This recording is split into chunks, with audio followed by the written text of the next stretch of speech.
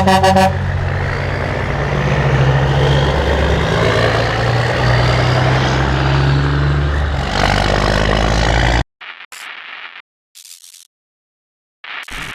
we're here at the 2025 Midwest Classic Truck Show, and we're standing with a gentleman with a good-looking Kenworth here that looks like it does the deal going down the road. So why don't you introduce yourself and tell us what you got? Hi, my name is Shorty Barnes. I got a W9. It's an 04. I've had it for about 2 years. We've got a new motor in it. It's got about 130,000 on it now, and it's got 13-speed. 355 rear ends, 325 wheelbase. She's been tuned. She gets right out and rolls down the highway really good. Yeah. What do you think you're making horsepower wise? We got it turned to 650, and but she's been tuned up a little bit, so she pulls a lot more than what she's putting out. I mean, that'll get the job done. Yeah, we don't have to downshift when you're coming up on hills. She just rolls right along. I know. When I run with my youngest son at times, he'll tell me to take the lead because I'm usually pushing him up the hills. Nice. And what do you haul? Steel for Norfolk Iron and Metal, Conestogas and flatbeds. And where do you guys find yourself going with that stuff? Minnesota, Iowa, Montana, Wisconsin. So I was just out in Spokane, Washington a week ago. Texas, Oklahoma, but they're keeping us busy. That's good.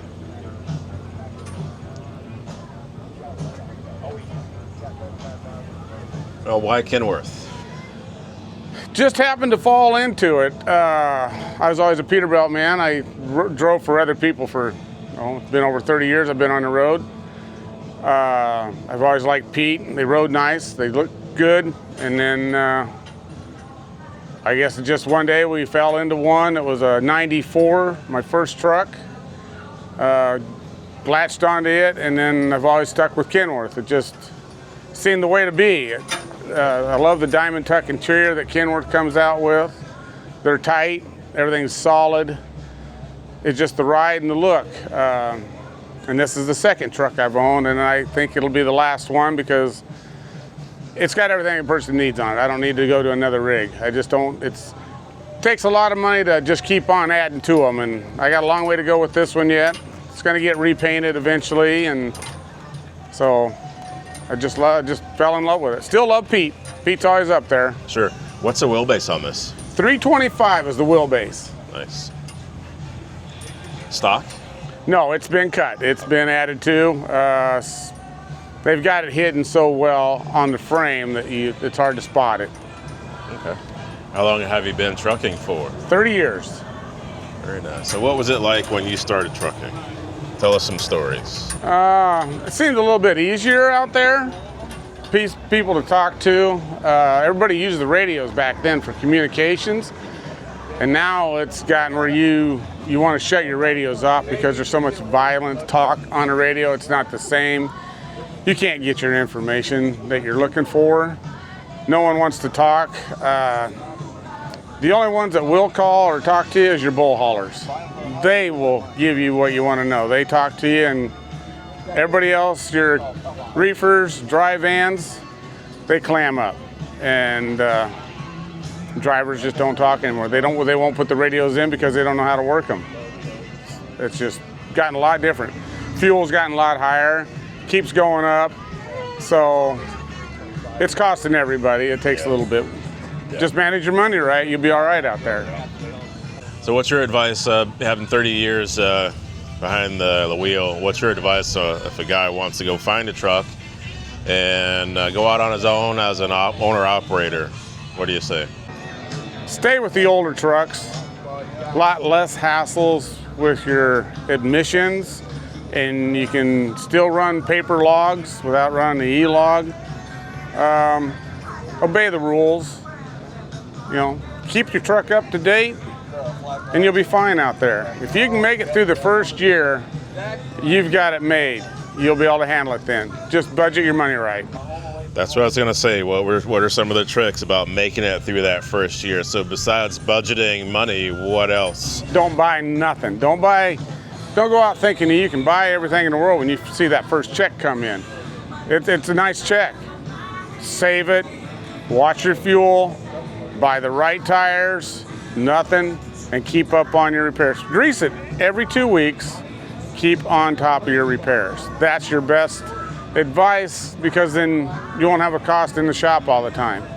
It's just keep up on your maintenance. Set your mileage where you want to change your oil. I change mine every 13,000 miles. My oil gets changed. It's just the safest bet and find a loyal shop to work on your truck, and you'll be okay. Okay. I'm going to circle back. You said buy the right tire. So what do you mean by that?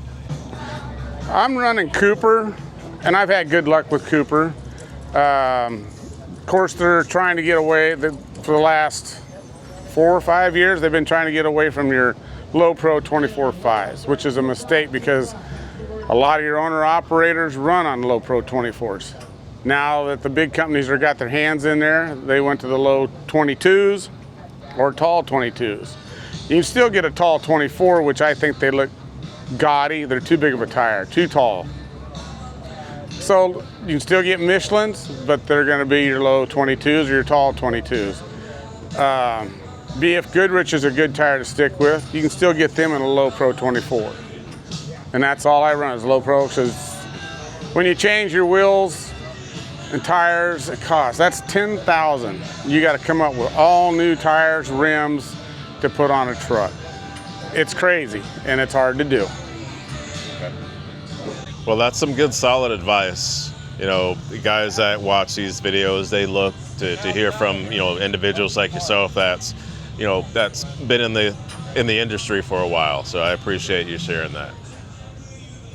And try and teach the younger generation. Like my youngest son got into trucking. Luckily, he had military behind him, that he had the CDL and the education. Plus, I taught him how to drive. And it's just teach the younger generation. They go to school, they're knowing what the school's teaching. It's not what they're teaching you on the road. It's totally different, night and day, and you're going to find out fast that you're all wide open now. It's crazy out there. And they got to know the rules, and a lot of people don't follow them. That's why a lot of the accidents you see are all company trucks. It's not owner-operators, because we're more cautious. We look for things, we watch. Keep your eye out on the horizon. Watch the traffic. When you see brake lights way up ahead of you, start slowing down, because it's not just because they're hitting the brakes. There's something going on. And watch your construction signs. If you see a sign that's 2 miles away, it says merge over, your lane's ending, get over immediately, because the cars won't let you in.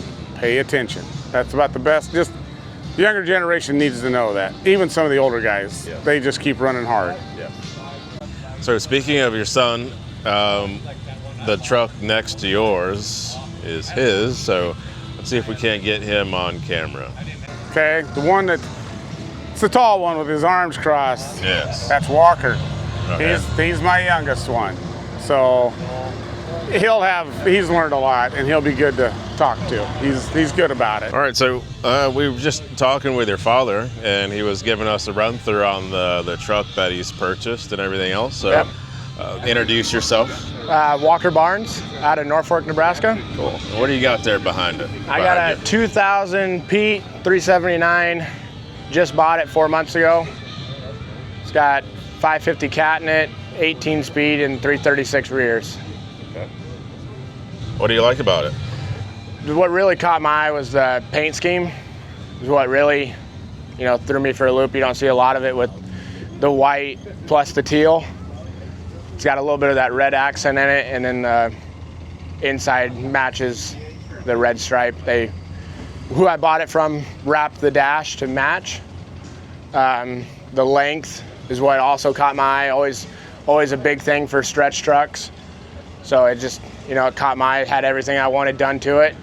Had all the lights, stretched, paint. I mean, it's pretty much my dream truck. Yeah, ready to go, and you didn't have to do much to get it there. Nope. How many miles on it? 1.7 on the chassis, 400,000 on the overhaul when I bought it. So there's about 435 right now, 440 on the overhaul. And what do you do with it? I pull flatbed and Conestoga for Norfolk Iron and Metal. Just run from Norfolk to Mankato, Minnesota every night and come home. How many miles round trip? It's like 550, 560. Okay. Yeah, I'm home every night. Only thing I got to worry about is deer, and that's why I'm only running at nighttime. So, question. So you have the herd bumper on the front of the truck, and that's, for those that don't know, that's the bigger bumper there. You said you run at night to avoid deer? Yeah, it's pretty much just to, protect the truck. I don't have to worry about buying a hood or a fender or anything else if I hit one. I've got 6 so far with it. It just protects it. Okay. I wouldn't want to run at nighttime without it. So I would think deer would be more active at night. Yeah, they're very active. Granted, I've only hit 6 of them, but there's a lot of them standing in the ditch, run in front of you that you don't hit. They're everywhere, running through Iowa into Minnesota, sometimes South Dakota. They're everywhere. So it's like they're like, I heard Walker got a new truck. Yeah. Just 2 weeks ago, I just hit my first one with this truck. Wow, yeah, they're after you. So what are the plans in the future for the truck in terms of customization? Add a few more lights. I'd like to put lights in between the half fenders back here. More lights on the inside. That's pretty much it. I kind of like the no lights on the side of it. There's no, at first I had to, talk myself into it. I wasn't 100% sure about them. Not having all the lights, that was the cool thing, having all your chicken lights lit up. Yeah. But it's definitely growing on me. The fewer the lights, the cleaner the look. It's just a clean look going down the road. Yes, absolutely. I'll tell you what, these herd bumpers, when they first hit the market, they were a new sort of visual thing to take in because, you're not used to seeing them like set up this way, but it's probably saved guys thousands and thousands and thousands of dollars. Oh yeah, one deer you hit with it pays for itself. I would recommend it to anyone. There's a lot of people I know that don't run them, and when I didn't have one on my first truck, I was nervous, scanning the ditches constantly, but now with this, it's just kind of like they're in front of me, I guess, and I don't really have to slow down. It's just sucks to suck, I guess. Yeah, absolutely. What advice would you give to a guy that would want to be in your position where they would want to get a truck, a good-looking truck, and start hauling with it? I'd say buy an older truck. You don't have to deal with the e-log. Just learn how to do paper logs. You can run more, make more money. You're not having to stop for your 10-hour break. It's just nicer to have an older truck. It's going to cost you money, but every truck's going to cost you money. If you're really dead set about it, you're going to make money. It's just how hard you want to run and what you want to do. I don't want to go into the cities. I don't want to take that chance of hitting another car. I like driving at nighttime. I like doing the small town deals. It's just personal preference is all it is. Cool. All right, sir. Well, I'm glad that you guys came to the show. It's a pleasure to meet you. You guys got some good-looking trucks between the two of you. Yeah, thank you. And is there ever a Kenworth that's better than Peterbilt, or Peterbilt versus Kenworth family feud going on, or what? Jokingly, we do. That, my truck's nicer than yours, or my truck's nicer than yours. Just all jokes. It's not between me and my dad. It's never a competition. It's just whoever, we cheer each other on, hope whoever wins something, you're happy for them. It's never a competition. It's just a proud moment if whoever wins, or if we win. It's, All right. Well, appreciate your time on camera. Yeah. And we'll see you soon. Sounds good.